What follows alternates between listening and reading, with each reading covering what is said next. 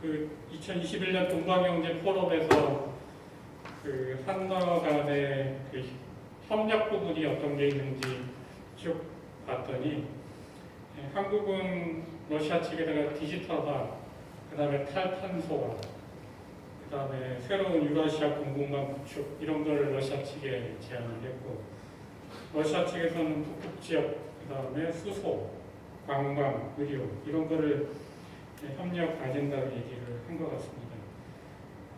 과거에는 석유가스 문제가 주요 핵심 아젠다였는데 어느 순간인가 탈탄소와 그리고 수소 뭐 이런 거로 협력 아젠다가 바뀌는 것 같고, 우리만 그런 게 아니고 일본도 러시아하고 협력 얘기하면서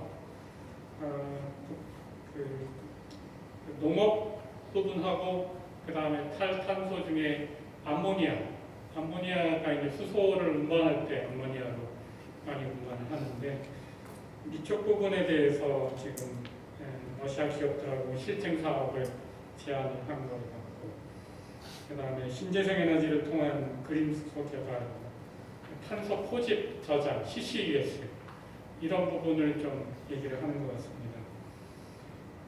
그리고 사할린주가 수소 생산 수도시로 얘기를 하는데, 일본도 마찬가지로 사할린 지역과의 어떤 수소 협력 부분을 지역 정부 차원에서 서로 얘기를 하는 것 같습니다. 우리하고 좀 다른 거는 일본은 실증사업 단위로 협력을 한다는 게 좀 약간 다른 것 같아요. 그러니까 시범 사업이든지 실증 사업 때 돈을 가지고 가서 직접 현재 러시아 기업하고 실제 그 테스트 사업을 한다는 게 좀 우리보다는 한 발 앞선 것 같아요. 우리는 아직 그 논의 단계인데 일본은 논의 플러스 그 다음 단계인 테스트 단계로 가는 것 같고, 이 실증 사업 단계가 끝나면 이제 상업화 단계로 가게 되겠죠. 그러면 우리보다 더 먼저 상업화 단계로 갈 수 있다고 볼 수 있겠죠. 우리도 빨리 한러 간의 어떤 협력을, 수소 협력을 얘기하면서 좀 더 구체적인 어떤 단계로 빨리 넘어가야지, 그렇지 않으면 과거 우리가 석유가스를 그 2000년대, 1990년대 말 2000년대 그 ESPO 송유관 사업, 그 다음에 그 시베리아 그 파워브 시베리아 그 가스관 사업 얘기할 때 우리는 계속 논의만 했지 실제 투자를 하지 않아서 대부분 지금 여러분도 아시다시피 ESP 송유관은 대부분 중국으로 가고, 그 다음에 가스도 다 중국으로 가죠. 이렇게 실제 돈을 갖고 투자하는 나라가 어떤 그 러시아의 소유가스를 확보한 그런 그 사례가 있듯이 이 수소도 아마 그렇게 되지 않을까 싶기도 합니다. 그런 차원에서 수소 협력에 대한 부분을 좀 얘기를 하겠는데, 그 탄소 중립 관련된 부분을 먼저 얘기해야지 수소를 얘기할 수 있을 것 같습니다. 탄소 중립하는 데 있어서 가장 핵심은 신재생 에너지하고 그리고 수소입니다. 그리고 CCUS. 이게 약간 기술적 부분에 의해서 약간 단계별로 이게 그 탄소 배출 감축 부분에 실제 효과가 나타날 수 있는데, 가장 먼저 얘기될 수 있는 건 재생에너지가 지금 현재 가장 먼저 기술적으로 많이 발달돼 있어서 재생에너지 부분이 탄소 배출 감축에 가장 기여도가 클 겁니다. 재생에너지는 대부분 전력으로 되니까 가능한 한 현재 탄소로 배출되는 모든 것들에 대한 기기를 다 전력으로 바꾸겠다는 거죠. 그래서 자동차도 다 전기차로 바꾸고, 발전도 열을 생산하는 것도 과거에는 보일러로 석유가스를 떼서 석탄을 떼서 열을 생산했어요. 이것도 다 전기로 열을 생산하는 이런 형태로 바뀌게 될 겁니다. 제일 먼저 이건 기존에 있는 기술로 가능하니까요. 그래서 전력화와 재생에너지 부분이 한 2030년대까지는 가장 많이 기여를 하게 되고, 이것만 가지고는 안 돼서 그 다음에 수소가 그 당시 2030년쯤 되면 이게 거의 산업화 단계로 갈 수 있을 겁니다. 지금은 그 기술 테스트 단계, 실증 사업 단계라고 보시면 됩니다. 지금 제일 많이 발전된 나라가 미국이 제일 많이 가장 발전돼 있어요. 특히 수전의 부분에 대해서는.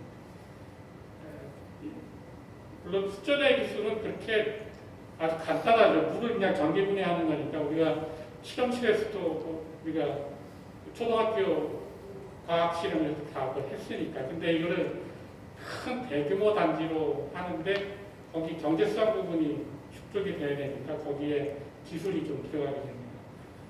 그 부분은 이제 2030년 이후가 되면은 각 국가별로 이제 상업화 단계로 할 수 있는 기술이 보급이 될 거고, 그러면 그 전까지 수소는 생산된 필요한 부분은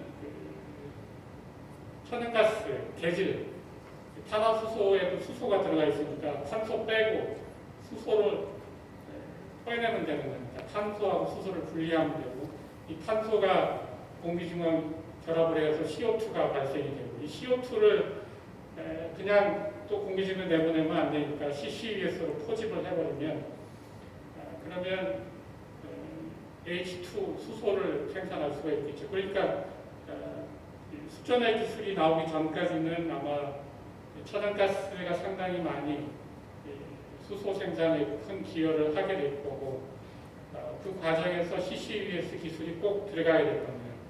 근데 아시다시피 천연가스는 러시아가 가장 많죠. 그 다음에 CCUS 기술도 러시아가 세계적 수준이죠.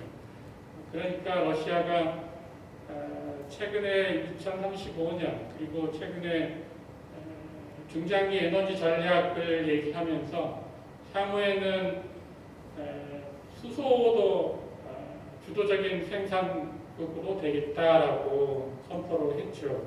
그래서 수소 관련된 전략을 최근에 만들어내고 있습니다. 그렇게 보면은 그 러시아가 향후에도 석유가스의 어떤 주도국에서 수소 주도국으로도 계속 갈 수가 있을 거고, 그거로 자국의 어떤 경제 성장 원동력으로 삼으려고 하는 것 같습니다. 이거는 블룸버그에서 나온 건데 대부분 IEA에서 이런 탄소 배출 속도를 얘기하는데, 블룸버그 자료를 제가 갖고 온 거는 블룸버그가 더 빨리 이런 게 이루어져야 된다라고 얘기를 실질적으로 하고 있는 것 같아서 이거를 뽑았습니다. 그래서 속도가 상당히 빨리 이 과정이 민간 단체 기관에서는 이루어질 것 같다라고 보는 것 같습니다.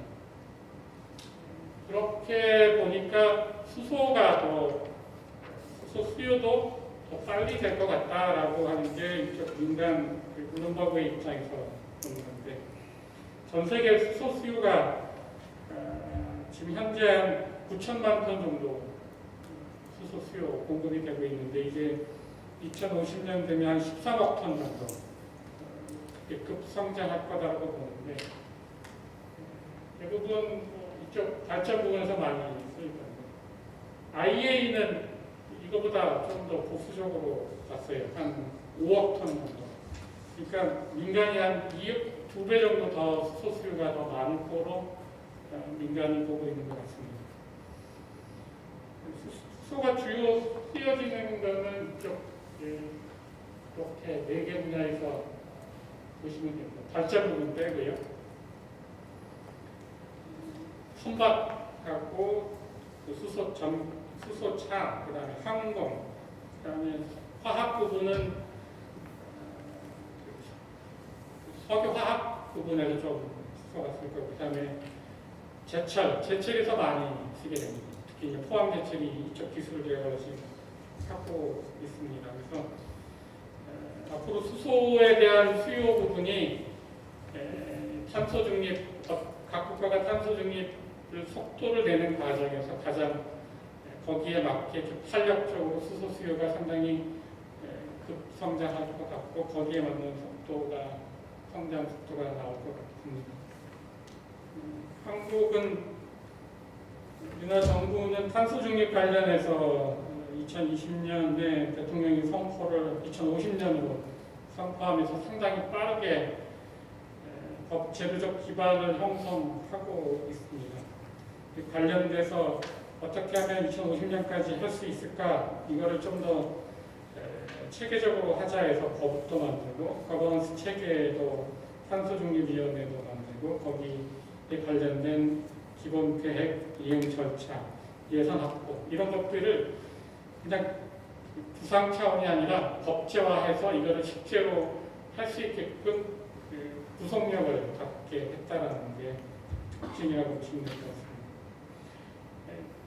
많은 나라가 탄소 중립을 얘기하지만 이렇게 법제화한 나라는 14개의 국가인데 EU 국가 중에도 이렇게 법제화한 나라가 많지는 않아요. 왜냐하면 상당히 많은 비용이 들어가기 때문에 중간에 또 어떻게 될지 모르니까 정부가 이거에 대한 불확실성 때문에 중간에 이거를 좀 탄소 중립 속도를 늦춰야 될 상황도 고려를 하기 때문에 법제화까지 안 나가는데 국정원은 상당히 강력한 추진 의식을 보여줬다라고 보시면 될 것 같아요. 여기도 왼쪽 그래프만 보시면 되는데 최종 에너지를 석탄 한 2018년에 32.5%인데 2050년에 가면 정부가 A안, B안 시나리오 두 개를 최근에 만들었는데 다 석탄은 2050년에 가면은 없어지게 되고 석유가 조금 상당히 많은 쓰다가 급감하는 걸 알 수 있고 그거를 석유가 써야 될 부분은 다 전력이 쓰고 있는 걸 볼 수가 있죠.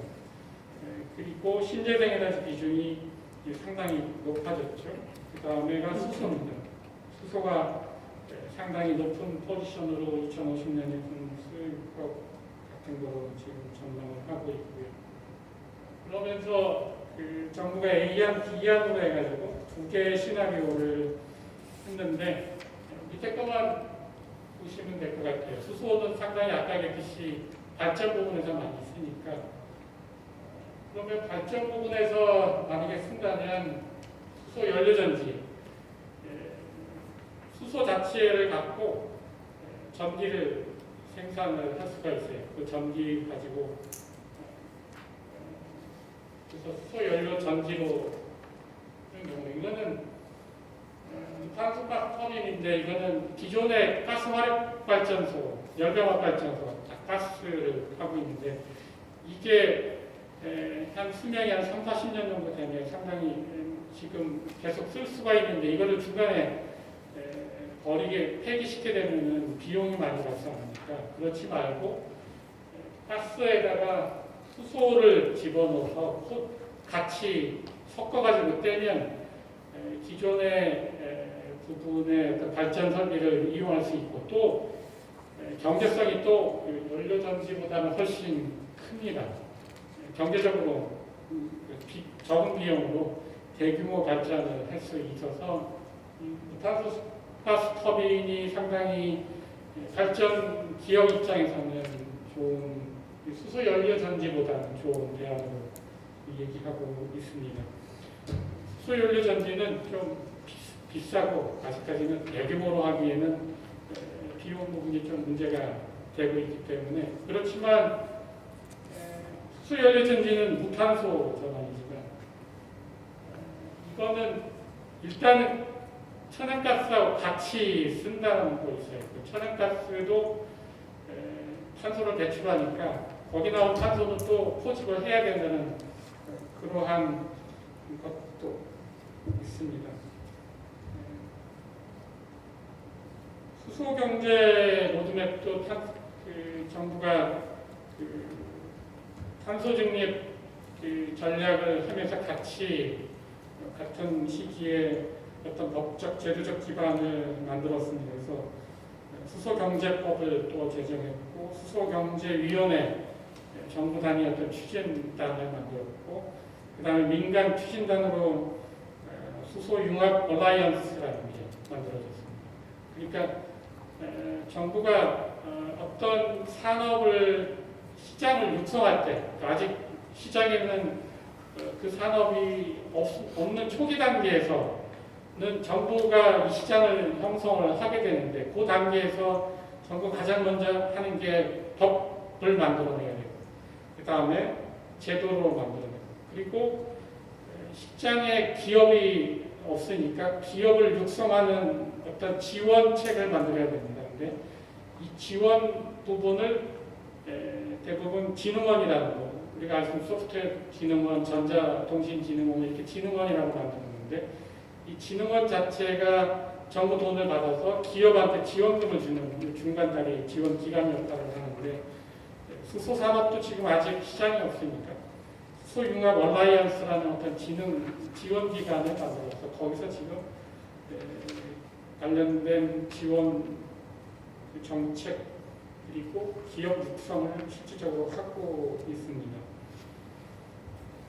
그리고 녹색금융, 금융 부분에서 어떤 서포팅 부분을 하고 그 다음에 R&D 지원자, 정부가 실제로 R&D를 실제 자금을 내서 하고 있죠.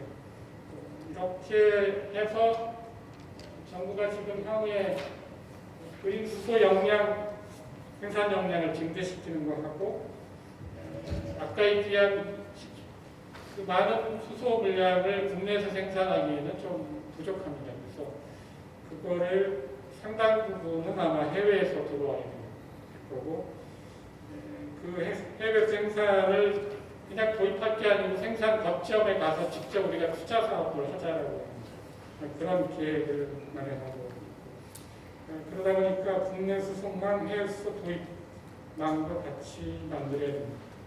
이건 관련된 아까 얘기한 법적, 제도적 어떤 장치라고 보시면 되고요. 이게 최근에 나온 거죠. 탄소중립위원회에서 그동안에 한동안에 여러 가지 작년까지만 해도 상반기까지만 해도 한동안에 수소 협력할 때 우리는 그냥 말만 러시아 수소가 필요하다라고만 얘기를 했는데 얼마만큼 필요하냐라고 말을 못했는데 그게 아직 이게 나오지 않아서 그런데 이게 최근에 나왔죠. 10월 달에 실제 그러면 수소가 얼마만큼 필요한지를 2050년까지 얘기를 구체로 수치로 했습니다. 2,740만 톤에서 2,790만 톤 정도.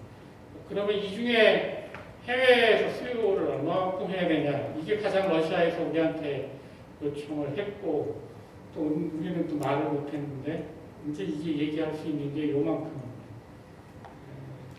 2,200만 톤에서 2,300만 톤 정도가 해외에서 수입할 거다. 이렇게 얘기를 하게 되겠죠. 그린 수소, 수전에 왜 최근에 그 전까지 이 수치가 나오기 전까지는 우리도 그래도 수전에서 많이 생산할 수 있을 거다라고 많이 얘기를 했다가 실제로 전문가들이 보니까 우리는 아직까지는 안 될 것 같다. 2050년에는 그렇게 얘기를 전문가들이 어떤 판단을 했던 것 같고 2030년경부터 아마 우리는 본격적으로 수입을 해야 될 겁니다. 제약 요인이 겁니다. 구생수는 석유화학단지에서 그냥 정제 과정에서 많이 나오는데 물량이 많지가 않고 자체적으로 많이 쓰게 됩니다. 천연가스 개질은 우리가 비싸게 천연가스 사오다가 이걸 다시 또 개질을 한다는 게 참 그리고 또 CCUS까지 만들어야 된다는 게 우리 입장에서는 그렇게 또 비용적으로 많이 제약이 따릅니다. 그냥 그래서 아까 얘기했듯이 수입하는 게 훨씬 더 경제적이겠다라고 결론을 내는 겁니다. 그러면 그린 수소가 있지 않냐? 예. 이건 아직 아까 얘기한 기술적인 문제가 아직 또 해결이 돼야 됩니다. 이거는 좀 더 2050년 이후에 좀 더 우리가 생각을 해야 되고 그리고 가능한 한 정부는 재생에너지를 가지고 그린 수소를 만들겠다는 전략이기 때문에 재생에너지 부분에 나온 전략은 아직 빨리 전기 소비로 써야 되지 수소 생산 쪽으로는 아직까지 많이 이렇게 미치는 못할 것 같아요. 물론 출력 남는 커테인먼트 출력 제한 나온 양을 또 쓸 수가 있는데 그것도 이렇게 물량이 크진 않아요. 그러면 수입할 수 있는 나라가 어디냐?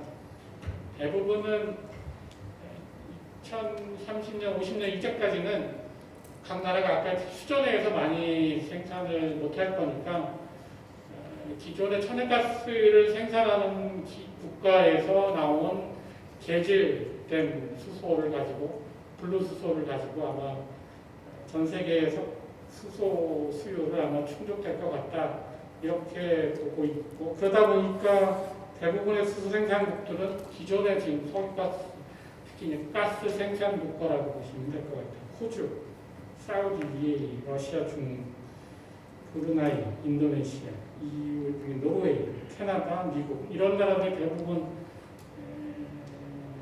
그쪽 국가들이죠. 가스 생산 국가들이고 노르웨이가 들어간 것은 수력 발전이 상당히 큰 발전 물량이 있기 때문에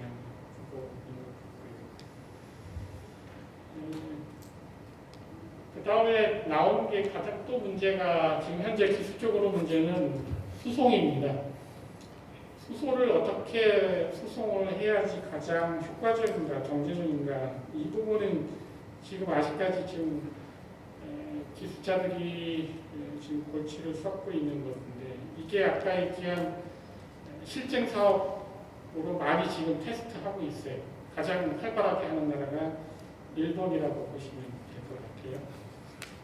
우리는 아직까지 실증 사업 단계까지 못 갔는데 우리는 일본이 하는 거 빨리 벤치마킹 해가지고 일본이 제일 좋은 방법 얻으면 얼른 그거 캐치해가지고 따라가면 될 것 같은데 일본이 지금 현재 수소 생산 운반 부분에서 생각하는 건 암모니아.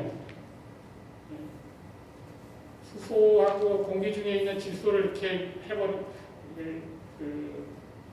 융합시키면 암모니아가 나오니까 암모니아는 액체 상태로 기체 상태로 충분하게 빨리빨리 변환시켜서 수송할 수가 있어요. 그리고 이렇게 크게 위험 물질로서 수소만큼 이렇게 위험하지 않으니까. 그리고 암모니아는 아까 얘기했듯이 발전소에서 기존의 천연가스하고 같이 섞어가지고 그냥 발전 연료로 쓸 수가 있어서 암모니아는 또 암모니아 자체가 또 비료 생산의 주요 원료니까 암모니아만 상태로만 되면 이게 산업 부분에서 쓰이는 것은 엄청나게 많이 쓸 수가 있어서 그래서 일본은 아마 암모니아 형태로 가지고 올라가는 것 같아요. 그렇지만 여기도 문제는 있죠. 수소 자체를 그냥 쓰면 좋은데 한 번 더 가공을 해야지 암모니아를. 가공할 때마다 돈이 들어가고 또 시설 들어가야 되니까.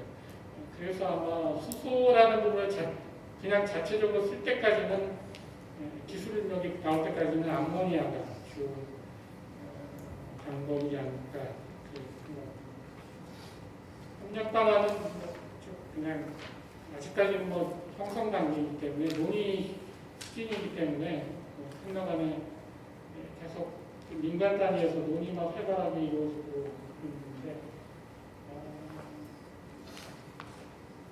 가능하면 저는 빨리 양 국가가 기업 단위에서 빨리 만나서 실증 사업을 러시아에서 좀 한번 하고 그거를 정부가 지원을 하는 형태가 가장 지금 상황에서는 빨리 할 수 있는 방법이고 이거를 위한 그 민간 협력 논의가 빨리 이루어져야 되지 않을까 이렇게 생각을 합니다. 그렇게 되면은 한나간의 수소 공급망이 구축이 되면 물론 일러간에도 수소 공급망 구축이 빨리 될 겁니다. 그러면 그거를 이용해서 동북아 지역에서 수소 공급망이 구축이 되고 그러면 민간 단위 협력 네트워크나 정부 간 협력이 좀 양자간보다는 지역 단위에서 이루어지게 될 거고 이렇게 되면 동북아 지역의 어떤 글로벌 수소 경제의 어떤 중심적인 지역으로 될 수 있을 것 같습니다. 이상입니다. 네, 수고 많았습니다. 네, 다음은 강명구 박사님의 한극동 중소기업 협력 성과 과제에 대해서 발표해 주시겠습니다. 네, 안녕하십니까. 저는 신국방 정책의 한극동 중소기업 협력 성과와 과제에 대해서 제가 말씀드리겠습니다. 우선 보시면은 이 신국방 정책에 대해서는 다 설명하셨고 해서 그냥 넘어가도 될 것 같습니다. 단지 하나 보시면은 이 신국방 정책은 한반도 신경제 지도를 실현하는 것이고 그 밑에 보면은 남북한 통일 기반 구축을 위한 경제 협력을 실현하고자 하는 정책이다. 이렇게 저는 봤습니다. 그리고 극동 지역에 왜 기업이 진출할 때 선도개발구역이고 블라디보스토크 자유항인가를 보면은 우선 넘어가서 그림을 보시면은 이 극동 지역에는 러시아가 지정한 특별경제구역이 없습니다. 그래서 정부가 왜 이렇게 선도개발구역이 없고 특별경제구역이 없고 왜 정부가 선도개발구역을 지정했냐 라고 보시면은 이렇게 선도개발구역을 지정하고 이렇게 또 블라디보스토크 자유항을 이렇게 지정을 했습니다.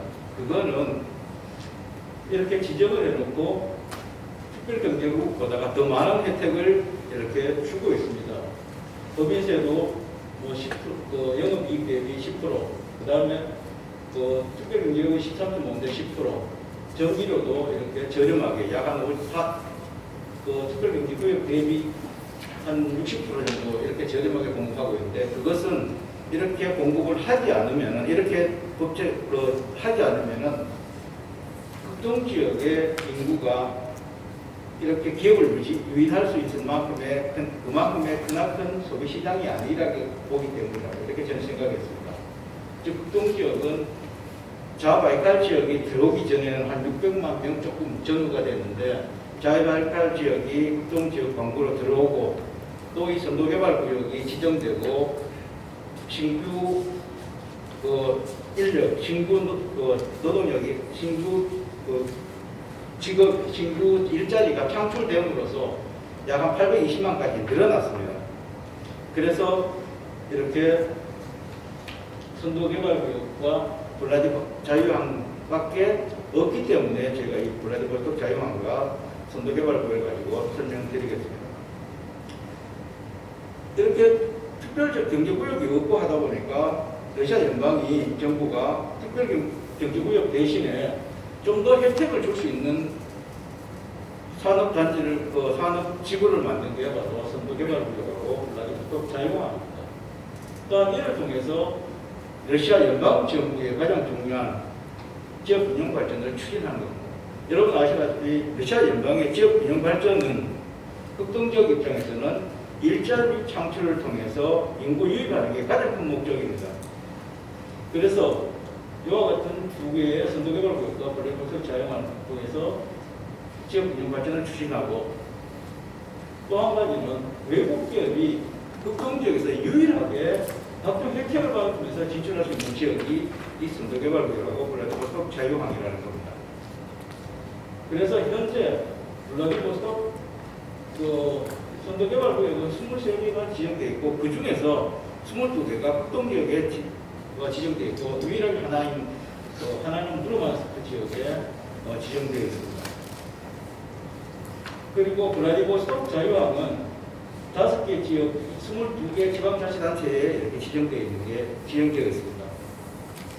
그래서 이 부분의 혜택 부분은 금방 제가 이렇게 보여드렸다시피 이와 같은 각종 혜택을 주고 있습니다. 특별경제구역보다는 월등히 높고 월등히 많은 혜택을 주기 때문에 기업들이 선도개발구역 또는 블라디보스토크 자유항으로 투자가 이루어지고 있다는 것입니다. 그러면은 한국과 동지역에서 중소기업 협력 성과가 어떠냐를 살펴보면은 결론적으로 말씀드리면 아직까지는 큰 성과가 나타나고 있지 않습니다. 자, 이것은 러시아 극동지역 전체에 있는 코트라에 등록되어 있는 기업 수입니다. 여기 보시면 아시다시피 15개가 코트라 블라디보스토크 무역권에 등록되어 있고 그 중에 가장 중요한 게 생산법인인데 생산법인은 2개밖에 등록되어 있지 않더라고요. 그것도 농업 부분에서. 이만큼 저희 이제 한국의 기업들이 그 극동 지역에 진출하는 게 거의 미미한 수준입니다.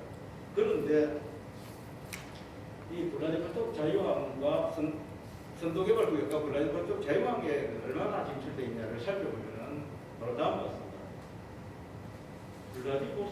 선도개발구역에는 현재 보면 20년 1월 기준으로 봤을 때 국내 기업이 약 427개가 진출해 있는데 그 중에 외국에는 34개밖에 되지 않는다는 겁니다. 아주 극소수입니다. 또 다음에 말씀드리겠는데 그 중에서 한국 기업은 6개밖에 안 됩니다. 얼마나 적습니까? 단지 이 선도개발구역으로 인해서 러시아는 극동 러시아는 엄청난 GRDP의 성장을 이루었다고 볼 수 있습니다. 왜냐하면 이만큼의 신규 일자리를 창출했습니다. 약 7만 3천 개라면 한 가구에 한 명당 가족을 3명으로 봤을 때 21만 명의 인구 유입을 볼 수도 있습니다. 다만 이게 전체 유입이 된 거냐 아니면 현재 있는 그 인력들이 일자리에 들어갔냐로 볼 수 있는데 그래도 이만큼의 신규 일자리를 해서 지역 내 총생산은 늘어났다고 볼 수 있습니다. 다음에 보시면은 블라디보스토크 자유항입니다. 여기는 선도개발보다 더 많은 기업이 진출해 있습니다. 현재 보면은 2020년 현재 1월 현재 보면은 약 한 1,750개가 진출해 있고 그 중에서 외국계는 65개입니다. 그 정도로 들어갔다는 건데 이 중에서도 이 65개 중에서도 약 한 20%가 약 한 20%가 중국계입니다. 그래서 여기 보시면 외국계의 신규 일자리를 보면은 13,000개만큼 일자리를 창출했습니다. 그만큼 블라디보스토크 항에서는 외국계 기업들이 극동 지역의 경제 발전에 어느 정도 일조를 했다고 이렇게 보여집니다. 자, 그러면 한국 중소기업이 선도개발구역과 블라디보스토크 자유항에 얼마만큼 진출해 있고 얼마만큼 성과를 거두냐고 보면 아직 요거에 제가 일부러 이렇게 한 게 아니라 여러분들이 제가 지금 마지막 발표인데 혹시나 좋으실까봐 이렇게 잘못 제가 기재를 했습니다. 이게 21일이 아니라 20년 1월입니다. 죄송합니다. 보시면 한국은 20년 1월말 선도개발구역으로 5개 기업이 진출했습니다. 우리나라가 선도개발구역에 진출한 2년 후인 2017년 말에 보면은 3개가 진출했는데 3년이 지나고 거의 3년이 지났음에도 불구하고 이렇게 2개밖에 늘지 않았다는 겁니다. 그만큼 우리 기업이 러시아에 진출해서 극동 러시아에 진출하는 게 아주 미미하다는 겁니다. 보시면 아시겠지만 대다수 수상 가공입니다. 수상 가공과 목재 임가공에 들어가 있습니다. 이게 우리 기업들의 선도개발구역에 진출하는 업종입니다. 예를 보면 중국을 하고 있죠. 중국은 2017년 말에 9개에서 2020년 11개로 조금 어느 정도 증가되어 있는 상황입니다. 일본은 거의 2배가 증가했고 보시면 산업 부분과 전혀 틀리는 저희가 진출한 거하고 전혀 다릅니다. 보시면은 중국은 정유공장, 시멘트 공장, 관광단지 건설, 곡물창고, 통가공, 목재가공 주로 이와 같은 부분에 들어가는데 저희는 수상가공입니다. 다음에 블라디보스토크 자유항을 보시면은 우리나라는 거의 한 배밖에 증가하지 않았습니다. 반면에 중국을 보시면은 17년 12개에서 20년 1월 22개로 약 10개가 증가했습니다. 그만큼 중국의 극동지역 진출이 크다는 겁니다. 다음에 일본 보면 일본은 전혀 블라디보스토크 자유항으로는 전혀 진출하지 않는 것으로 나타나고 있습니다. 증가하지 않는 것으로 나타났습니다.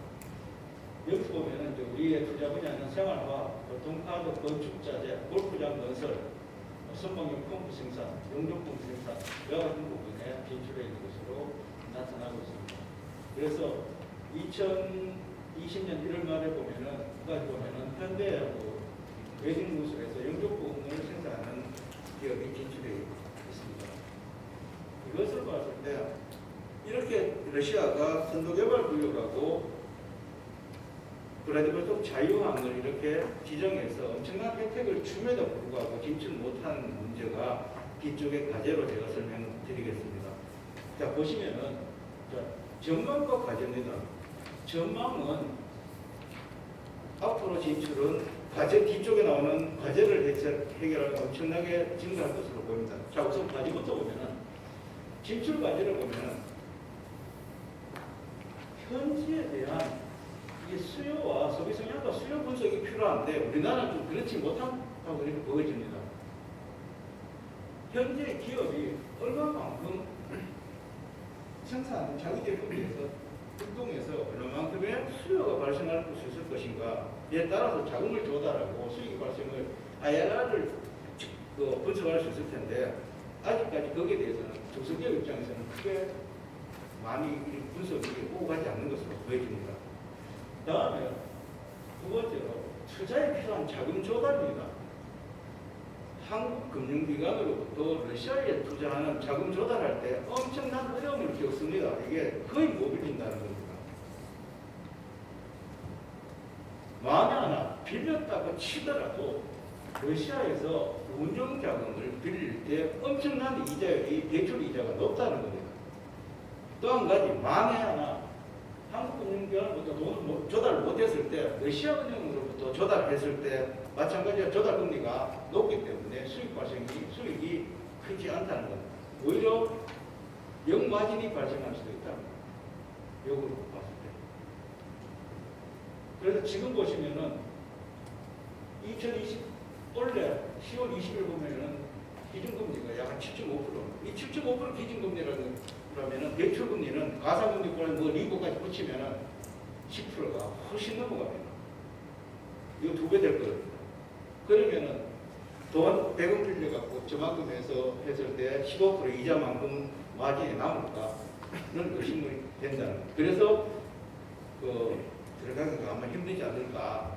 그래서 아까 이경환 박사님이 발표하시고 토론해 주신 해외 투자 부분이 지금 우리나라에서 농업 부분에서 기업들을 진출하면서 지원해 준다라고 막 말씀하셨는데 그래서 제가 시간만 있어서 질문하려고 그랬습니다. 그럼 돈을 어디서 조달할 것인가를 좀 말씀해 달라 하려고 했는데 그건 지나가 버렸습니다. 다음에 제품을 현지화해서 현지 포장화, 현지 사람들이 좋아하는 형태로 만들어야 되는데 아직까지 중소기업이 만들어가서 그렇게 만들 수 있는 자금력이 좀 부족하다고 그렇거든요. 그래서 좀 더 이 제품에 대해서 현지 소비자들이 요구하는 형태로 이 포장물을 만들고 중량, 가격 등에 대해서 빠르게 적용해야 되지 않나. 이 문제를 해결된다고 봅니다. 다음에 생산물, 판매망을 어디에 얹어서 어떻게 팔 것인가에 대해서도 고민이 필요하다고 보여집니다. 첫 번째로 생산물에 대해 현지 판매한 구축을 위한 계획을 수립해야 되고 그 다음에 어디를 통해서 판매할 것인가가 중요한 과제인 것 같습니다. 제가 한 10년이 더 됐을 겁니다. 크라운 제가의 쪼리뽕을 용역을 받아갖고 모스크바에서 한번 팔려고 그랬습니다. 그래서 모스크바에 있는 슈퍼마켓에 큰 대형이 있지 않습니까? 세븐 브로인가? 거기도 가보고 했는데 결국은 우리께 유럽 거보다 못하다는 겁니다. 러시아 입맛에는 우리 쪼리퐁보다는 유럽에서 나오는 것들이 좀 더 다르고 러시아 입맛에 맞다고 그러더라고요. 그래서 한 가지 제가 부탁드리는 것은 여러분 쪼리퐁을 드십시오. 쪼리퐁이 모든 밀 중에서 최고 좋은 밀로 만드는 게 쪼리퐁입니다. 최고 좋은 밀로. 밀가루, 우리 국수 만들고 라면 만드는 것은 가장 나쁜 밀로 만드는 거고, 쪼리뽕은 가장 좋은 밀입니다. 왜냐하면 우리 그 옥수수 튀기면 어떻습니까? 옥수수가 터져버립니다. 그죠?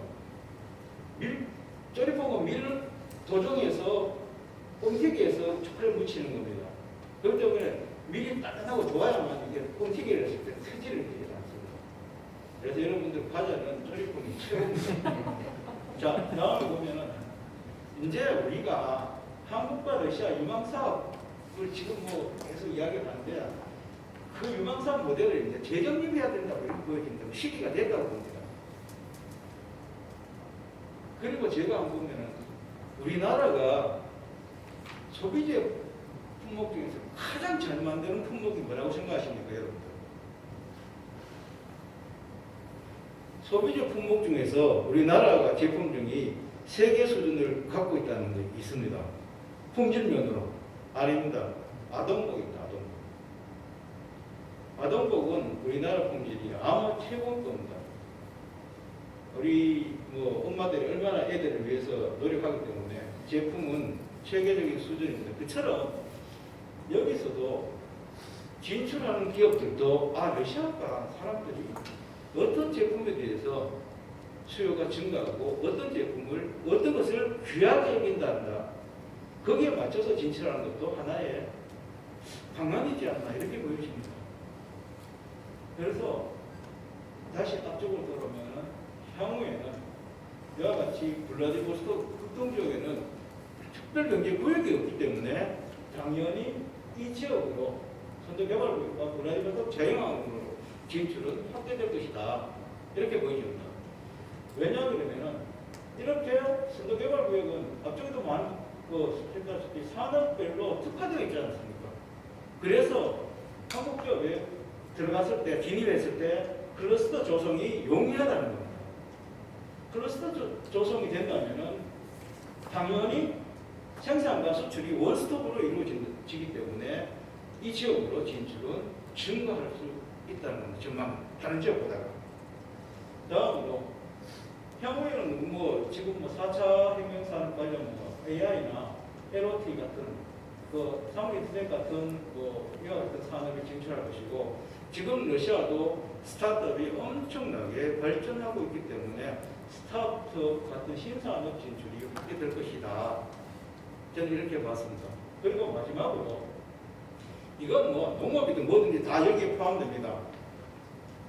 남북과 삼각협력 단기적으로 봤을 때는 남북과 삼각협력을 해야 된다. 특히 우리 지금 아까 맨 처음 제가 설명했다시피 한반도 신경제 지도를 완성하는 게 신국방 정책의 목표다. 그러면 한반도 신경제 정책을 구현하기 위해서는 이와 같이 북한 노동자들을 활용함으로써 한반도 평화 무대를 조성할 것이다. 그리고 현재 보면은 미국 제재에도 북한 노동자들이 많이 참여하고 있다. 이렇게 보여집니다. 저도 이것을 크라운 제가 다시 한번 말씀드리면은 크라운 제가를 중국의 중경에 크라운 제가 공장을 설립하면서 밀을 러시아에서 수입하려고 알타이 지역도 가봤고 알타이 크라이 그 옆에 있는 지역 그 다음에 아무르주 다 가봤는데 결국은 어디서 수입하냐 그러면은 수입이 아니라 중국 국내에서 조달합니다. 저 대목호 지역의 농장에서 지어낸 걸 가지고 조금 다 모아가서 뭉티기를 해서 그런 쩌리통을 만들더라고요. 그만큼 하는데 북한 노동자는 아무르주의 농장들이 많이 지금 활용을 하더라고요. 지금 경제 제재 때문에 안 될 수도 있지만은 방법은 저렇게 했는데 우리가 농장을 구성해서 북한 노동자들을 한번 고용하려고 갔더니만 여러분 무역대표부가 러시아 무역대표부는 하바롭스크에 있습니다. 그죠? 거기 가서 직접 출하를 했는데 안 된다 그러더라고요. 그래서 과연 향후의 전망은 이렇게 봤습니다. 저는 이렇게 성과를 하고 전망을 이렇게 한번 살펴봤습니다. 감사합니다. 네, 감사합니다. 관광 산업의 한단 협력 전망부까지 진정 토론해 주시죠. 먼저 오늘 굉장히 중요한 자리인 것 같습니다. 수교의 30주년을 맞는 회의이기도 하고 문재인 정부 출범하면서 신북방 정책, 신남방 정책에 대한 그런 성과에 대한 평가라고 하는 차원에 있어서 우리가 러시아 지역을 중심으로 해서 지금 진행되고 있고 특히 나인브리지가 처음에 9개 얘기가 됐었고 2020년도 뭐 다 아시다시피 10월 27일 날 다시 나인브리지의 관광과 보건 의료가 들어오게 됩니다. 그 중에서 이제 오늘 저는 이 관광 파트 부분을 중심으로 해서 이재혁 박사님께서 신북방 정책의 북극 지역의 관광 산업인데요. 이 부분이 조금 전에 이 바딘 교수께서는 아예 극동 지역을 중심으로 해서 아주 성과가 면밀하게 나타난 부분을 중심으로 해서 관광의 숫자나 아니면 기본적인 인프라 구축 부분들을 평가할 수가 있었는데요. 저는 이재혁 박사님께서 주신 처음에 그 자료를 보니까요 72슬라이드가 되더라고요. 토론을 하는 입장에서 발제분이 72커트가 된다라고 하는 건 상당히 집중력을 또 요하게 읽었습니다. 그래서 집중력을 읽기 시작을 하는데 맨 처음에 나왔던 것이 그림으로 아주 예쁘게 나온 게 이 산타크로스 겨울왕국에서 영화에서 보여줬던 장면이라서 야 역시 관광이라서 굉장히 즐겁고 재밌기 시작을 하겠구나 라고 쭉 봤습니다. 그래서 60페이지 컷까지는 다양하게 아주 소프트하게 보급권에 관련된 기본적인 개념도 그렇고 야 북한이가 산타도 있고 또 이 슬롭도 있고 뭔가 좀 이렇게 소프트한 부분이 많이 있다 생각을 하고 읽었습니다만은 결정적으로 이게 이 주제에 맞춰서 이게 보기 시작한 것은 62슬라이드부터 시작해서 72슬라이드까지 10페이지에 10장에 관련된 것입니다. 그 부분 중심으로 제가 오늘 토론을 해야 되는데요. 아주 아쉽게도 악유가 있어서 어떤 쟁점을 갖고서 이재혁 박사님과 같이 좀 논쟁을 했으면 좋겠는데 이제 그런 부분이 없다라고 하는 것을 먼저 말씀을 드리겠습니다. 그런 이유는 실제 그 러시아에 있어서 러시아의 이 그 관광에 관련된 극동 지역을 중심으로 해서 펼쳐졌던 부분들, 그 전체의 5% 정도가 지금 그쪽으로 쏠려 있다는 부분들을 우리가 감안해보고 실제 북극에 관련된 부분들은 이 관광에 관련된 부분보다는 오히려 항로에 관련된 혹은 에너지에 관련된 기후변화로 인한 원주민 생태계 주변에 있어서의 자원 이런 개발적인 부분들이 훨씬 더 많이 다루고 있기 때문에 이 관광을 어떻게 볼 것인가 그리고 10슬라이드 전체 부분에 있어서 아주 구체화된 이런 자료들은 없고 아주 좀 죄송스럽지만은 이게 21년도임에도 불구하고 지금 여기서 제시하는 자료가 2008년 통계 거의 끝자락으로 북극 지역의 관광으로 보고 있습니다. 그래서 그런 부분들에 관련돼서 저는 쟁점을 붙이기보다는 대략적인 추세와 전 세계적인 측면에 있어서의 북극권의 기후변화로 인해서 우리가 감안해낼 수 있는 또 거기에 한러 수교와 더불어서 우리가 러시아와 어떤 협력을 통해서 이 관광 자원을 조금 더 적극적으로 정부 차원에서 접근해 갈 수 있을 것인가라고 하는 이 제도적인 차원에서 몇 가지를 짚겠습니다. 기본적으로 이제 관광이라고 하는 것은 우리가 이제 불도 없는 상황을 통해서 관광하면 저는 제일 먼저 먹고, 보고, 자고 아주 쉽게 세 가지로 접근을 해야 된다는 생각을 갖고 있습니다. 관광 상업에 관련 인프라를 먼저 구축해 가야 될 거고 관광 상품에 대한 기본적인 이 서비스가 좋아야 될 것 같고요. 아무리 좋은 것들을 개발하고 잘 수 있는 인프라가 구축이 됐다 하더라도 이것들을 널리 이용할 수 있는 그 고객들에게 홍보가 되어야 된다고 하는 기본적인 전제를 바탕으로 우리 북극을 어떻게 접근해 들어갈 것이냐. 그 중에서 고급권 국가에 우리가 북극 이사회 국가에 미국, 러시아, 캐나다, 노르웨이 5개 국가를 중심으로 해서 지금 갖고 있는 북극 이사회 국가들 중에서 한국과 러시아의 협력 부분을 보게 되면 러시아에 다시 집중을 해야 되거든요. 러시아에 집중되는 부분을 저는 크게 how, 어떻게, 어떤 것을 갖고 무엇을 우리가 어떻게 접근해 들어갈 것이냐라고 하는 두 가지 종류에서 좀 나눠볼 수 있을 텐데요. 먼저 지금 한참 이 얘기가 진행되고 있는 공공외교적인 측면에 있어서 공공외교 차원에 있어서 이 관광도 우리가 그렇게 좀 접근을 해 들어가야 된다라고 하는 거.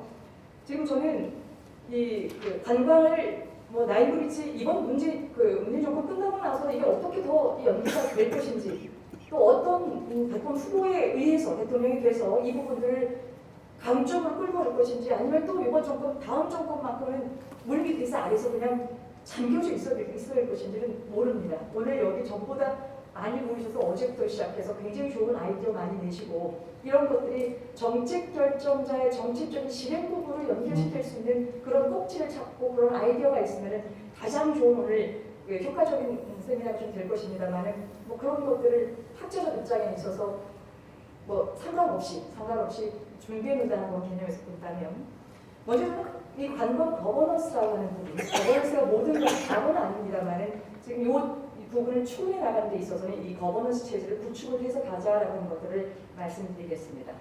자, 거버넌스라고 하는 부분들이 해답은 아니지만 기본적으로 세 가지 측면에 있어서의 한국과 러시아 북극권에 있어서 초점을 맞춰놓게 되면은 이 조직적인 차원에 있어서의 첫 번째 해미자 문제, 두 번째 거버넌스 차원에 있어서 어떤 법 제도라고 하는 부분들이 뭐 일반 어떤 정부 간의 협력체처럼 법률이나 아니면 재정적인 지원을 받을 수는 없지만 거의 느슨한 형태의 규칙 규범이라고 하는 부분들, 재정적인 확보라고 하는 부분들을 중심으로 돼야 될 것 같고요. 세 번째는 시행이나 이걸 이행할 수 있는 부분에 있어서 어떻게 세부적인 측면에 있어서 네트워크를 시켜놓을 것인가라고 하는 것들을 먼저 좀 갖고 있어야 될 것 같습니다. 자, 그러면 지금 북극권의 접근은 우리가 다른 지역과 다르게 지금 가야 될 사항들이 있습니다. 그 부분이 바로 유엔에 있어서 SDGs 지속 가능 개발 목표가 17개가 2015년도에 나오고 있고요. 169개의 세부 실행 과제가 나와 있습니다. 그러면 이게 전 세계적인 부분에 있어서 같이 이끌고 나가는 부분도 있지만 실제 북극권에서 유엔에서 얘기하는 지속 가능 개발 목표 17개 중에서 제가 세부적인 이 접근을 해서 보니까요. 북극 이사회의 6개 워킹그룹 중에서 지속가능 워킹그룹에서 한 13개 정도가 지금 현재 북극에서 얘기하는 17개의 지속가능 목표랑 접목을 시킬 수 있었습니다. 자, 그 지점에서 북극권에서 반드시 우리가 가야 될 부분이 북극 원주민 문화, 문화, 그리고 생태계를 어떻게 보호하고 갈 것이냐라고 하는 것이 이게 유엔의 SDGs에 특별하게 이 북극에서 우리가 가져가야 될 사항들입니다. 그러면 지금 이재석 박사님께서 말씀하셨던 원주민 부분과 생태계 보호 차원이라고 하는 것은 결론 부분에 말씀을 하고 있습니다만 그런 것들이 그냥 선언적인 부분으로 얘기하기보다는 좀 더 명료하게 북극 차원에서 특히 러시아 부분에 있어서의 내용적인 부분들을 일단 먼저 그 부분들을 만들어 놓고 지금 진행을 해야 된다고 하는 것이죠. 그래서 거기에 맞추어서 요즘 ESG라고 하는 부분들 지속가능 개발 목표의 기본적인 세계 기둥이 될 수 있었던 환경, 경제, 사회라고 하는 부분들이 이 북극권에서도 충분하게 논의가 된 이후에 거기서 관광 상품을 만들지 않으면 이건 보나마나 실패밖에 안 될 것이다라고 하는 것이죠. 그런 부분들을 중심으로 조금 더 면밀한 이런 계획들, 청사진들을 지금 이 북극권 이 관광 자체가 우리나라는 가시화시킬 수 있는 부분이 없기 때문에 크루즈를 중심으로 해서 갈 수 있을 것이다. 북극해 항로를 중심으로 해서 북동, 북수 항로를 중심으로 갈 수 있을 것이다라는 것에는 일견 동조하지만 또 그냥 막연하게 아주 그냥 나이브하게 우리가 예측하기에는 많은 또 어려움들이 따를 수 있다라는 것을 말씀을 좀 드리겠습니다. 자, 그러면 이제 이 부분들을 이제 저는 아까 이 바딘 교수께서 얘기했었던 것처럼 극동 지역에 있어서의 우리가 한국의 젊은 여성들 중심으로 해서 43만의 어떤 관광객이 가고 러시아에서 36만 정도 오게 되는데 그것도 2010년도 24년부터 시작해서는 점점 줄어가는 추세이다라고 하는 측면들을 아까 발표를 했습니다. 그러면 북극 항로에 있어서 지금 북극권에 있어서의 이 관광이라고 하는 것이 다음 텀에는 분명히 그게 굉장히 큰 수요가 일게 되고요.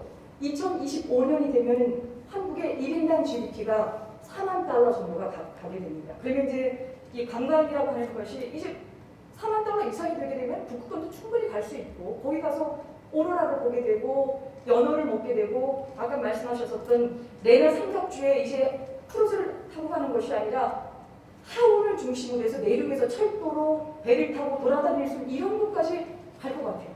그럼 갈 것 같거든요. 그러면 일반적으로 우리가 거길 가는 건 말고요. 관광이라고 하는 부분들이 항상 우리가 가고 오고 주고받고 하는 부분들이지 한국과 러시아의 협력 부분에 있어서 이 관광이 다른 안보적인 차원과 좀 다르게 비전통적인 측면에 있어서 한국과 러시아의 협력 관계를 이끌어내는데 기능주의적 측면에서 굉장히 중요한 부분인데 일방적으로 줄 수는 없지 않겠습니까? 그러면 어떤 유인책을 갖고 러시아 사람들을 다시 한국으로 오게 할 것이냐라고 하는 거에 대한 이런 그 부분도 조금 마련해 놔야 되지 않을까 생각을 하고 있습니다. 그래서 실제 올해 초에 21년도에 이제 실질적으로 국제활동지능법이 통과가 됐어요. 뭐 이게 통과된 부분 중에 한 파트가 당당히 관련된 부분이지 실제 국부권을 우리가 어떻게 가서 접근해 들어갈 것이냐. 2013년도에 옥저버 자격을 얻고서 우리에 가서 뭐 에너지나 아니면 과학 기술이나 하는 연구 차원에서 부분들인데 조금 더 면밀하게 러시아의 부국권에 관련된 관광 산업을 러시아에 맡길 것이 아니라 오히려 공공외교 한 차원에서 우리가 원주민을 살펴보고 생태계를 살펴보게 되면서 미리 가서 손을 내밀고 접근할 수 있는 부분이 있다고 한다면 관광뿐만 아니라 다른 부분들에 대한 접근으로 쉽게 가능할 수 있을 거라는 생각을 갖고 있습니다. 이 부분은 제가 오늘 관광을 토론하기 위해서 이재혁 박사님 글을 좀 봤지만 실제 저는 북부권 부분을 연구를 하면서 떨어지는 감을 기다리는 것이 아니라 떨어질 만한 이걸 시점을 우리가 과학적으로 볼 수 있다고 한다면 그 부분을 먼저서 마음을 가서 갖고 가든지 아니면 다른 방법을 통해서 먼저 그걸 끌어낼 수 있으면 좋겠다는 생각을 갖습니다. 그 우선순위는 러시아는 아직도 여러 가지 측면에 있어서의 지금 그 미국과의 관계나 혹은 중국과 러시아 지금 존 바이든 미 대통령이 취해지는 중국에 대한 러시아에 대한 경제 속에서 이렇게 관광까지 신경을 쓸 만큼 여유가 없을 것 같습니다. 그래서 먼저 유인책을 줄 수 있는 부분들을 저는 이론 자체에서 그런 것들이 조금 아이디어가 나오게 되면 정책적인 측면에 있어서의 이런 실행할 수 있는 그런 부분이 되지 않을까 싶은 생각을 개인적으로 갖습니다. 그래서 세부적인 관광에 관련된 부분은 홍보를 다양할 수 있는 부분들 굉장히 긍정적이고 좋은 것만 볼 수 있는 것이 관광이라고 하는 영역에 틀을 좀 깨고 다크 투어리즘이라든가 아니면 실제 4차 산업혁명을 중심으로 해서 우리가 접근해 볼 수 있는 굉장히 다양한 아이디어의 방법론적인 부분들이 조금 구체화시켜 나가면은 훨씬 더 이 부분들이 좀 좋지 않을까 생각을 하고 있습니다. 자, 이 정도의 코멘트와 마지막 한 가지 제가 좀 질문을 드리고 싶은 거는요. 신북방 정책의 북극 지역의 관광 사업의 한반도혁명의 전망과 과제라고 하는 이 타이틀을 걸으셨기 때문에 이 부분 충분히 고민하셨을 거라는 생각을 가지면서 우리가 어쨌든 내년도 3월 9일날 대통령 선거 끝나고 나면 어떤 조건이 들어서겠죠. 자, 그때 우리의 그 북극 지역에 있어서의 관광 사업을 굉장히 이제 낙관적으로 크루즈를 통해서 아니면 북극해 해빙을 통해서 갈 수 있을 것이다라는 그런 전망을 하고 계시는데요. 그 중에 제일 먼저 해결해야 할 과제가 어떤 것이고 뭐라고 생각하시는지 답변 듣겠습니다. 이상 마치겠습니다. 말씀대로 북극 관광이 너무 뜬구름 아닌가 이렇게 말씀하시는 아까도 말씀드렸지 지금까지 우리 법제화되지 못한 상태에서 관광이라는 게 어떤 계획안도 하나도 안 만들었단 말입니다. 북극 지역에 대한 그 산업 중에서 계획안 하나도 안 만들고 지나왔는데 이제 해양 국제활동진흥법에 저희가 주장하는 것은 이제 만들어졌다. 북극 자원, 관광 자원이라는 묘소는 되고 우리가 계획안과 그 계획안을 규칙적으로 만들어야 된다는 법제적 근거가 생겼다. 이러면서 이제 관광이 산업화를 어떻게 구체적으로 해야 되는가를 좀 이제 말씀드립니다. 그러면서 말씀은 과제와 전략에서 내정부에서 먼저 해결할 과제는 뭐냐 이렇게 말씀하시는 부분에서 사실 북극이 사회를 우리는 많이 따집니다. 북극이 사회에서 어떤 결정을 하고 거기에는 17개, 70개 과제안들을 냈는데 사실은 이 북극이 사회 자체는 어떤 통합적인 이런 체제를 만들 수 있는 게 아닙니다. 북극이 사회는 단지 그들이 어떤 아젠다를 도출하고 방안에 대한 개념을 하지 실제 가장 중요한 행위자는 개별 북극권 국가라는 것이죠. 그러므로 우리가 다음에서 계속 추진해야 될 것은 우리가 북극 관광을 러시아 쪽 관광하면은 북극 이사회를 통하는 것도 러시아 정부하고 협력 관계와 일을 해야 된다. 북극 이사회는 상징적인 어떤 국가적 개념의 아젠다를 주고 저는 생각합니다. 절대적인 행위자는 개별 국가, 당사자 국가들인 거죠. 그럼 정권이 어떻게 바뀌고 어떤 주제가 나와도 우리가 러시아에 대한 이런 사업을 하겠다. 러시아와의 협상국 거기에서 나오는 결과에서 사업을 진행해 나가야 한다.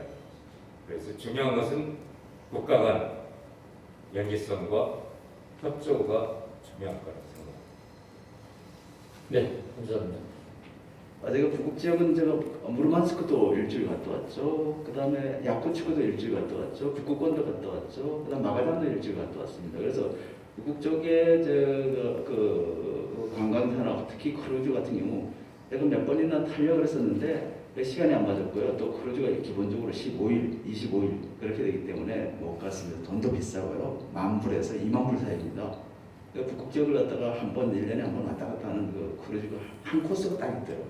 북극 전역을 움직이는 게 러시아에서. 자, 이성기 박사님의 한러 수소 에너지 협력 전망과 과제 너무 잘 들었습니다. 저거 궁금한 것도 많고. 여기에 대해서 저도 약간 이거 굉장히 소중한, 아주 굉장히 중요하다는 걸 느꼈어요.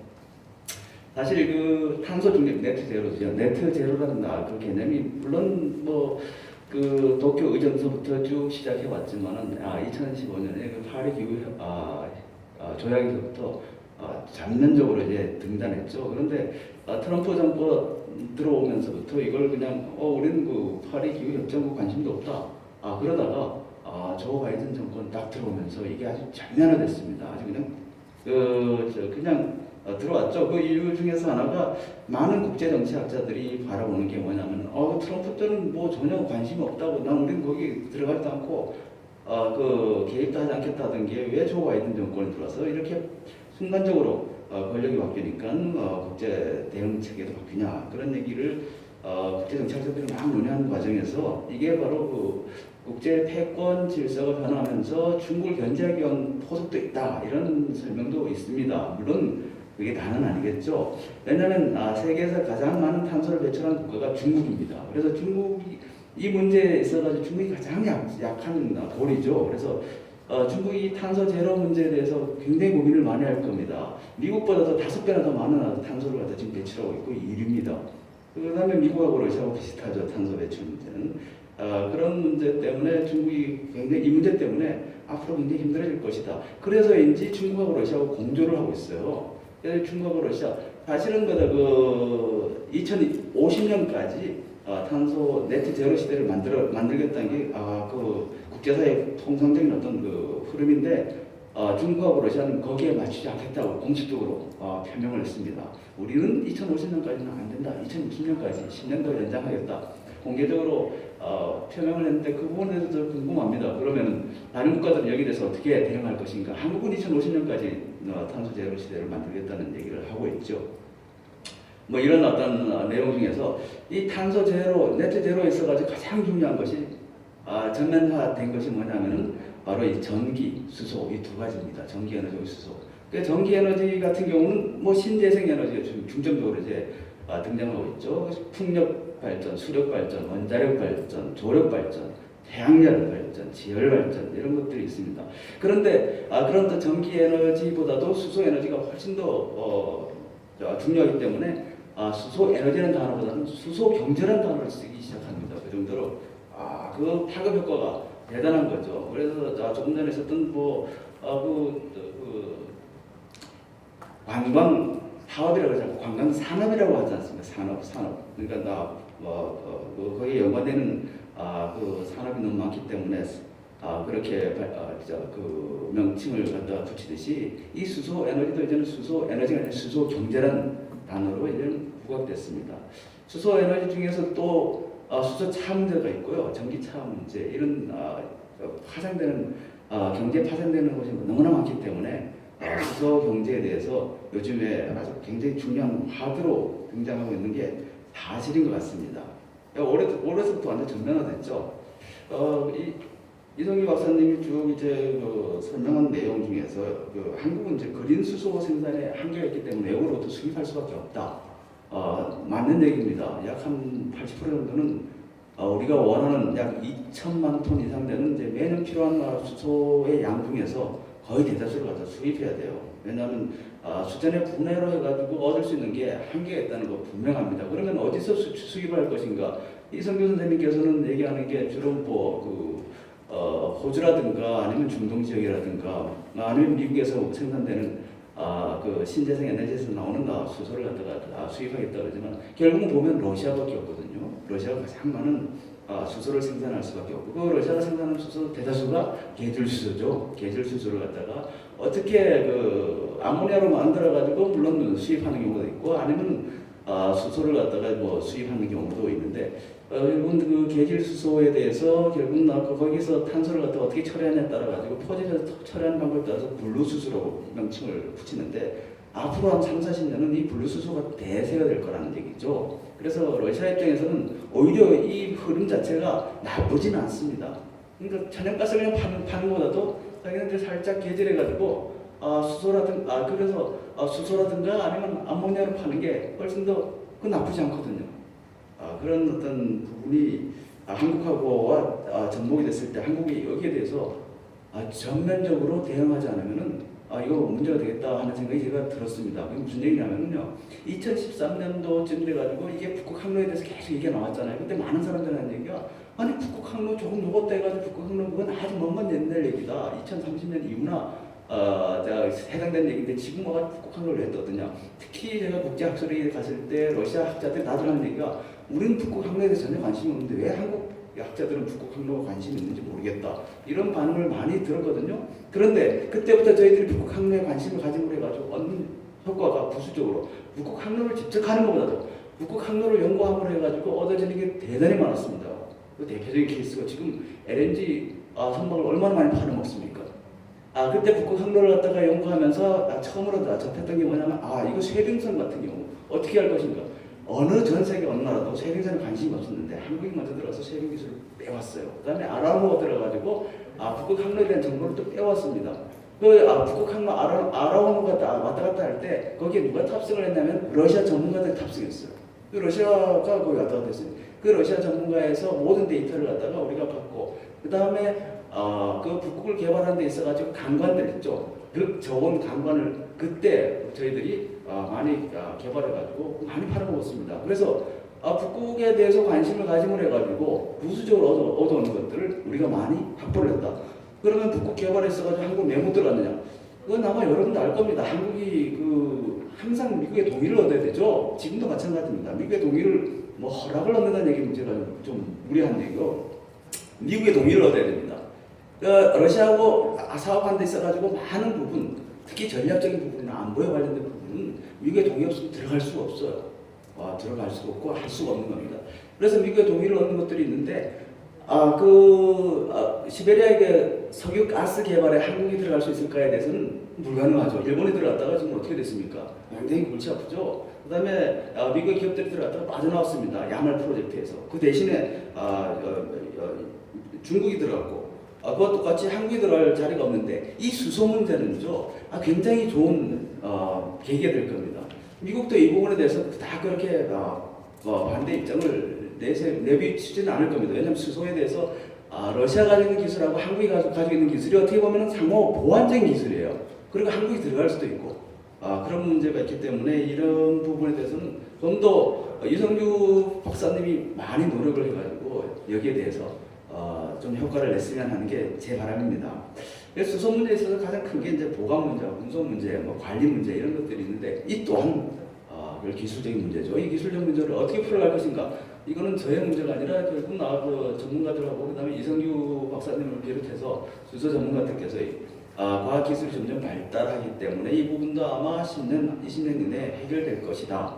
그래서 암모니아로 변해가지고 보관을 하든 아니면 수소를 갖다가 보관하는 데서 탱크를 개발하든 이 수소가 사실 영하 260도인가 250도에서 극저온으로 냉장고에 액화시키는 겁니다. 이게 대단히 어려운 기술들이죠. 이런 부분에 대해서는 아마 계속 연구하고 있는 걸로 제가 알고 있습니다.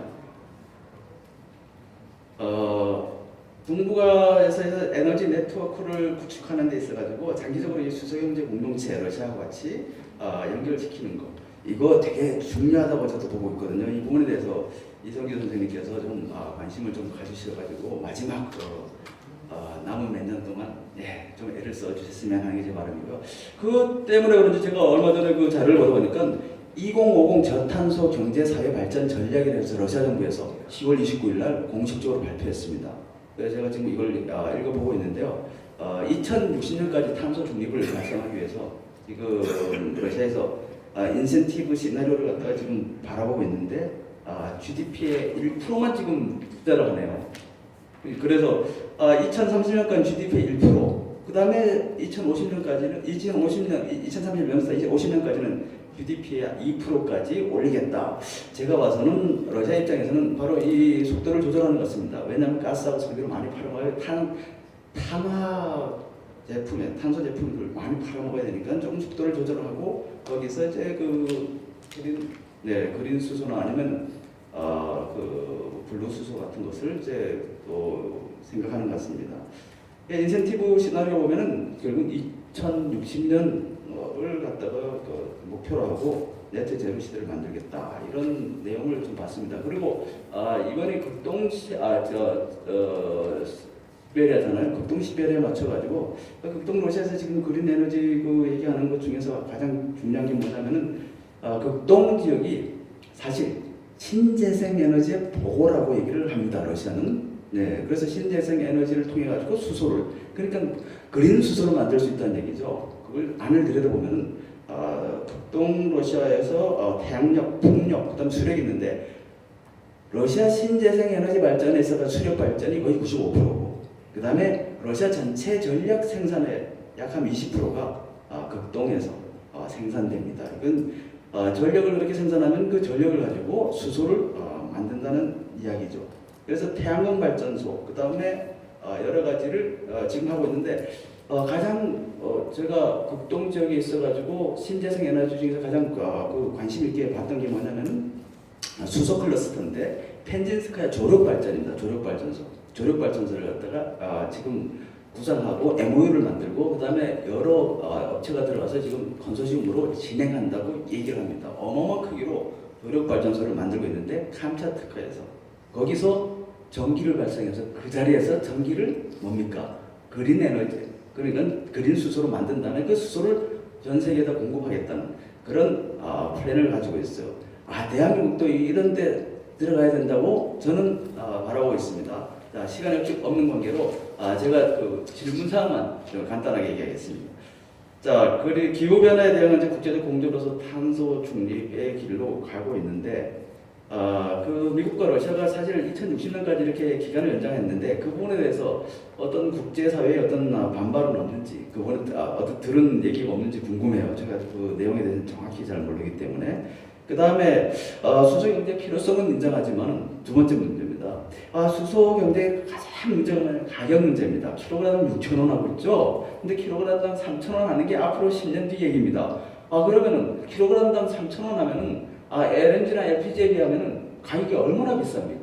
그래서 수소차가 말도 안 되는 거죠. 수소차를 갖다가 그냥 그 가솔린보다도 훨씬 비싸기 때문에 이게 수소 경제, 수소차, 수소 전지 문제 이게 경제적으로 전혀 이게 해석이 안 됩니다. 물론 거기에 탄소세가 부과된다 하는 걸 갖다 이렇게 감안하더라도 그 부분 과학 기술이 어느 정도 발달해야지만은 좀 더 저렴하게 우리가 쓸 수 있는 저는 아마 15년, 20년 뒤면 가능할 거라 그러는데 그래도 이거 지금 얘기해가지고 7년 뒤에 3,000원 킬로그램.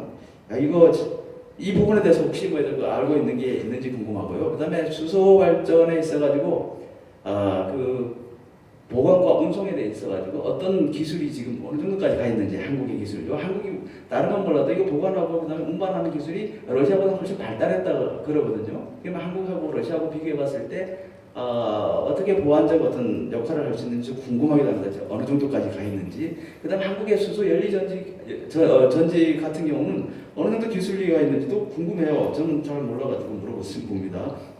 그다음에 이제 마지막으로 이제 수소 수입국으로서 그 한국이요. 그렇다면 어차피 극동 러시아 수소 그린 수소를 갖다가 도입해야 되는데 그렇다면 러시아와의 협력을 지금 들어가야 되는 지금 아직 가장 적절한 시기인데 거기에 대해서 어떻게 생각하시는지 궁금합니다. 이상입니다. 각 국가가 자발적으로 이렇게 하겠다라고 하기 때문에 뭐 대륙은 뭐 2060년, 뭐 인도는 뭐 2070년 이렇게 얘기합니다.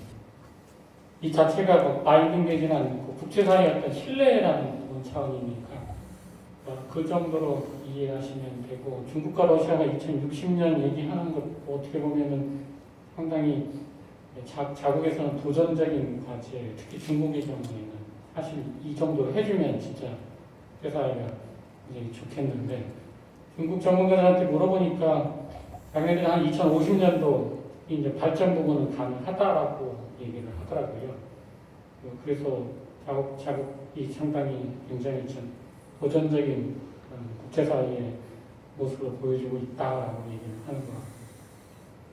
소 가격은 이제 3,000원인데 이 사실 비교하려면 여러 가지로 비교해야 될 거예요. 소는 연령 부분이 상당히 일반 가솔린보다 높기 때문에 더 많이 갈 수가 있어요. 그래서 여러 가지 비교를 해야 되고, 아까 얘기한 탄소세 부분도 있고, 그래서 3,000원 정도가 아마 정부가 타겟으로 좀 생각하고, 그 정도면 경제성이 좀 있겠다라고 보는 것 같습니다. 앞으로 이건 계속 떨어질 거예요. 기술 개발은 계속 이루어지게 될 거니까. 한러 기술 협력 수준인데, 러시아는 사실 수소 부분은 아직 구상 단계예요. 사할린 지역 수소 클러스터 얘기하는데 이건 거의 구상 단계니까 앞으로 어떻게 될지는 뭐 그때 봐야 되겠지만, 근데 한국은 다르죠. 한국은 벌써 울산 같은 경우에는 밑에 수소망이, 수소관이 다 지하에 깔려 있고, 그 다음에 충전소도 있고, 가스 형태의 압축된 가스로 이렇게 튜브 트레일러도 있고, 액상 트레일러, 액상으로 된 탱크로리도 지금 거의 개발 단계에 있기 때문에 이쪽 부분은 뭐 굉장히 러시아보다는 좀 발전돼 있다고 보시면 될 것 같고, 소연료 전지는 지금 그 기업들이, 국내 기업들이 실증 사업에서 지금 벗어나서 상업화 단계로 가고 있는데, 이건 아직 큰 대규모 설비가 아니고 한 중소 설비라고 보시면 됩니다. 이거는 아직 그 정도에서는 경제성이 아직 나오지는 않아요. 그러니까 정부가 좀 향후 미래를 생각해서 R&D 지원이나 나온 연료 전지를 구매해서 이렇게 지원을 했기 때문에 이런 사업이 되는데, 국가가 상당히 지원해 주는데, 이런 걸 해서 좀 더 대규모화로 하는 또 단계라고 보시면 될 것 같고요. 한번 수평협력 타이밍은 뭐 지금 일본이 우리보다 좀 먼저, 아까 얘기했듯이 한 발 앞서서 지금 실증 사업을 하고 있으니까 우리도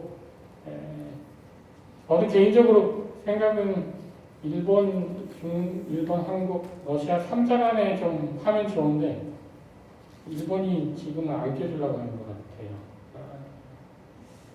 또 어떻게 보면 경쟁이니까.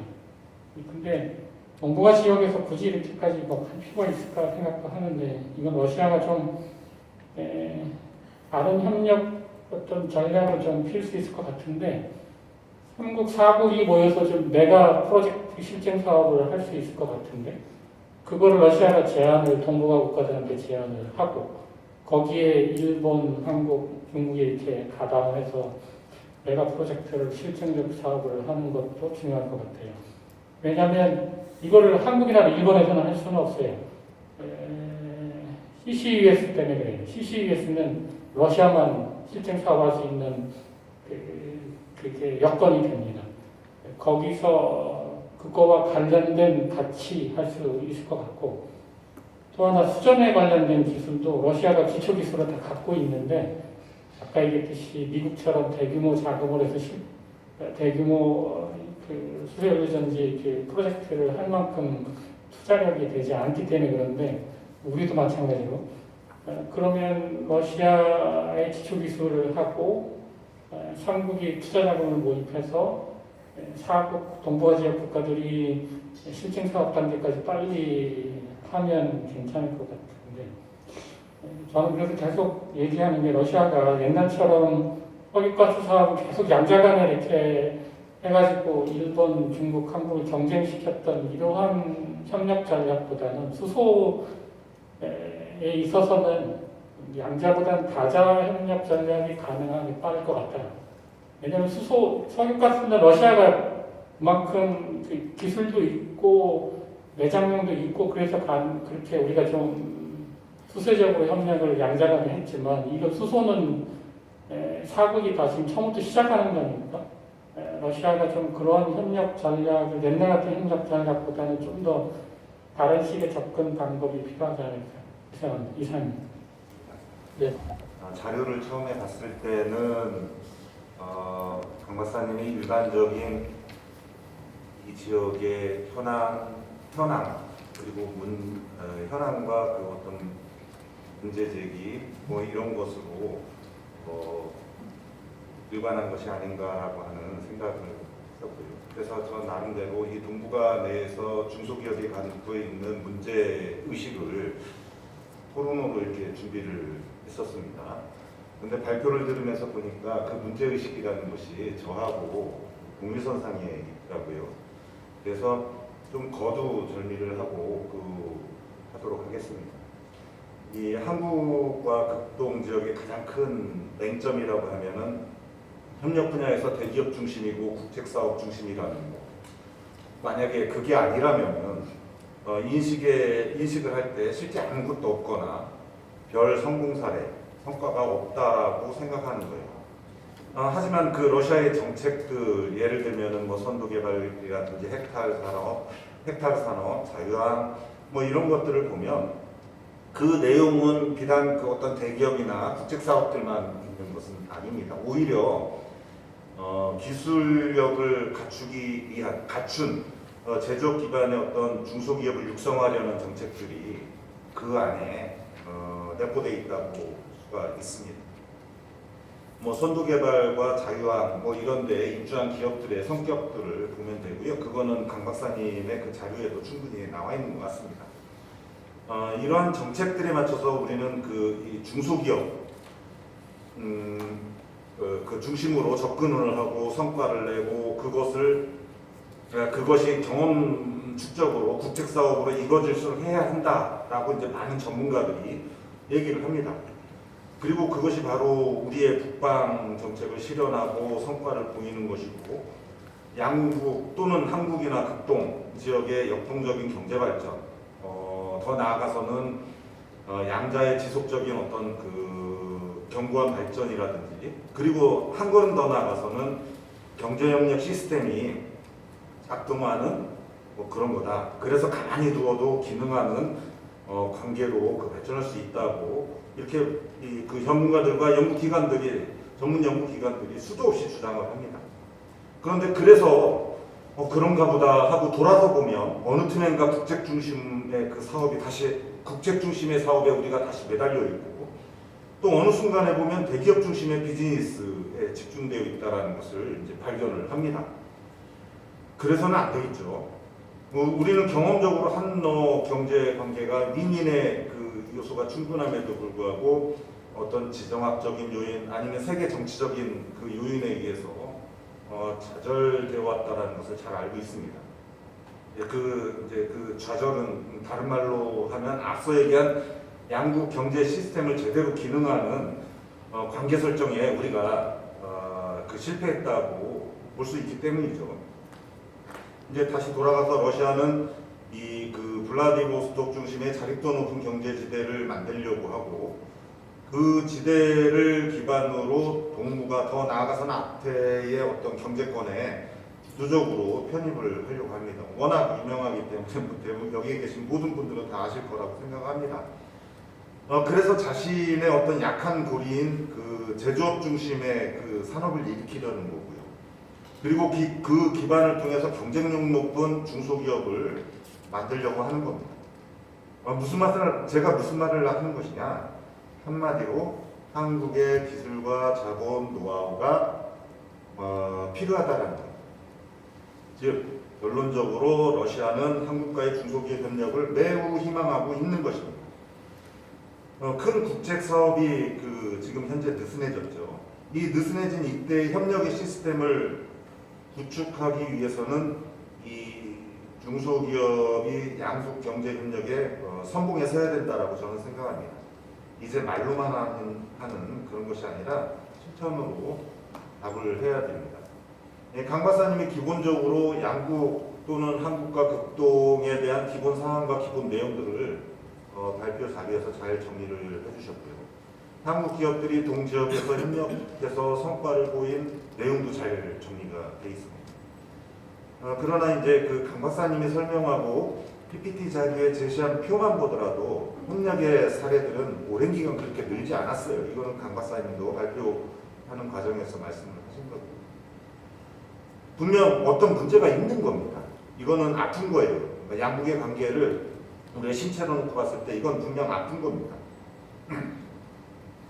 저도 이게 안타깝고 그 다른 한편으로는 우리가 뭔가 지금 그 착각하고 있는 것이 아닌가 하는 그 생각도 들어요. 물론 강 박사님이 전망과 과제에서 제시해 주기는 했지만 그럼에도 불구하고 제가 그동안 이 한국과 극동 중소기업 협력 추이를 저도 나름대로 봐왔는데 이것을 이해하면 중소기업 부문에서 크게 증가한 것은 별로 없습니다. 뭐 그렇다고 뭐 나인브리지가 잘 됐다는 얘기는 그것도 아니고요. 여하튼 간에 별로 중소기업의 그 협력이 이렇게 그 왕성하게 그 발전한 것 같지는 않습니다. 적어도 그 본격적인 협력의 어떤 그 동인이 가능했던 2000년, 왜냐하면 2000년 이후로 재정 상태가 좋아졌으니까, 러시아의 재정 상태가 좋아졌으니까, 2000년 이후 지금까지는 제가 볼 때는 이건 뭐 거의 제자리 걸음이라고 볼 수 있습니다. 이 부분을 고민하고 그 나름 의미 있는 자료들을 이제 그 강 박사님은 아마 많이 접해 보셨을 거라고 생각을 해요. 그러한 입장에서 양측의 이런 윈윈의 요소에도 불구하고 협력이 부진한 이유가 무엇인지는 감으로 아까 그 전망과 협력 과제 여기에서 말씀하신 거 말고 진짜로 어떤 것인지 그거 왜 어떤 그 이 강 박사님의 이 감각과 이 해안으로 설명할 수 있는 것이 있는지 그것이 과학적으로 증명되지 않는다 하더라도 과학이 아니라 이 통계나 이런 걸로 증명되지 않는다 하더라도 그게 무엇인지 저희가 정말 착각하고 있는 것인지 그거를 여쭙고 싶습니다. 고맙습니다. 저희 은행도 지금 모스크바에 사무소가 있지만 돈을 빌려주지 말고 기존에 있는 돈 관리만 잘하고 빌려줍니다. 대기업한테도 그런 게 이야기를 하는데 중소기업한테 돈 빌려주겠습니까? 사실 뭘 보고 솔직하게 말씀드리면 우리가 가 있는 러시아의 우리 은행, 기업은행이 러시아 상대로 사업을 하는 것이 아니라 기업한테 돈 빌려주는 것보다가 환전이라든가 그 크로스보드 요와 같은 것을 하지 실질적으로 돈을 기업한테 쏴주고 이런 것들은 거의 못할 겁니다. 그래서 제가 느끼는 것은 돈을 기업들이 들어갈 때 정부가 예를 들면 좀 어느 정도 보증을 해주는 방법도 그거 좋은 방법인데 그 정부가 그거 정부는 절대 그렇게 안 하거든. 또 하나는 러시아에 진출한 기업들의 한국 금융기관에 돈을 빌려주려고 대출을 할 때 물건을 못 잡습니다. 담보 물건을. 담보 물건 없는데 은행에서 누가 돈 빌려주겠습니까? 심사 들어가면은 그 잘못 빌려줬다가 내가 덜컥 걸리는데. 이게 가장 큰 문제입니다. 예를 들어서 담보 물건을 잡는다고 치면은 그 담보 물건 팔고 나중에 하면 대출 계속 충당금을 잡으면 되는데 그렇지 못하다는 거. 사실 금융기관이 자금 조달하는 데 큰 역할을 하는데 그게 아쉽다는 거예요. 예를 들어서 미국에 있는 어떤 데 가면 잘 대출될 겁니다. 그래서 가장 큰 문제는 러시아의 국가 신용도를 높여야 되고 또 자금의 흐름을 민감할 수 있는 그런 시스템이 돼야 되는데 아직까지 그게 좀 아쉽습니다. 그리고 쉔션이 경기 제재 부분이 또 제재가 또 대출에 대해서 조달 작업 대출에 대해서 좀 많은 영향을 미칩니다. 이상